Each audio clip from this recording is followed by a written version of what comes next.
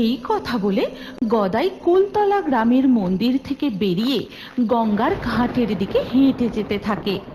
চারিদিক নিস্তব্ধ, আর মাঝে মাঝে মেঘের গর্জন শোনা যাচ্ছে।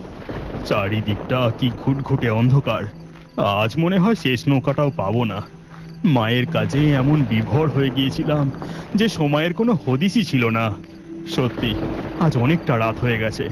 হাঁটতে হাঁটতে গদাই রাস্তার পাশে বড় মায়ের বেদির কাছে এসে পৌঁছায়।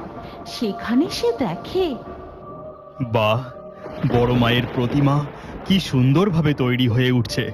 দেখছি আর কিছুটা কাজই বাকি আছে। এখানকার মূর্তিকার মনে হয় অনেক আগেই কাজ শেষ করে বাড়ি ফিরে গেছে। আমারই আজ ফিরতে দেরি হয়ে গেল। এমন সময় হঠাৎ একটা জোরে দমকা বাতাস ধেয়ে আসে। তাতে মায়ের বেদির জ্বলন্ত প্রদীপটাও নিভে যায়। যা, মায়ের প্রদীপটাও নিভে গেল। মা গো, মা, আকাশের অবস্থাটা ভালো না। যে কোনো মুহূর্তে ঝড় বৃষ্টি শুরু হতে পারে।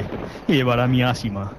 এই কথা বলে গদাই বড় মায়ের বেদির কাছ থেকে সোজা হেঁটে যায় গঙ্গার ঘাটের দিকে।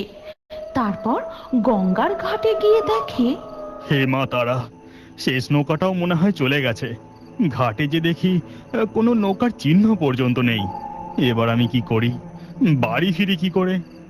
গদাই চিন্তিত হয়ে ঘাটে বসে পড়ে। গদাইয়ের বাড়ি গঙ্গার ওপারে।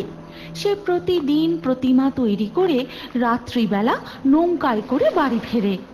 আজ রাতটা মনে হয় গঙ্গার ঘাটেই কাটাতে হবে। এই কথা বলেই গদাই একটা গান ধরে। শ্যামা মা কি আমার কালো রে, শ্যামা মা কি আমার কালো। গঙ্গার জল কুলকুল শব্দে বয়ে চলে, আর গদাইও গুনগুন করে গান গাইতে থাকে।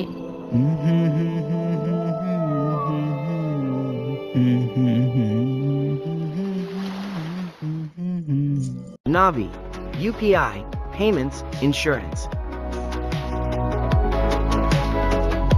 Download today and get started.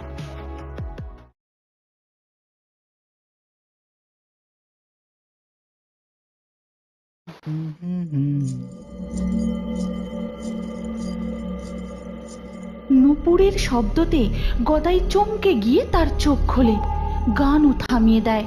সে কান খাড়া করে ভালো করে শুনতে থাকে।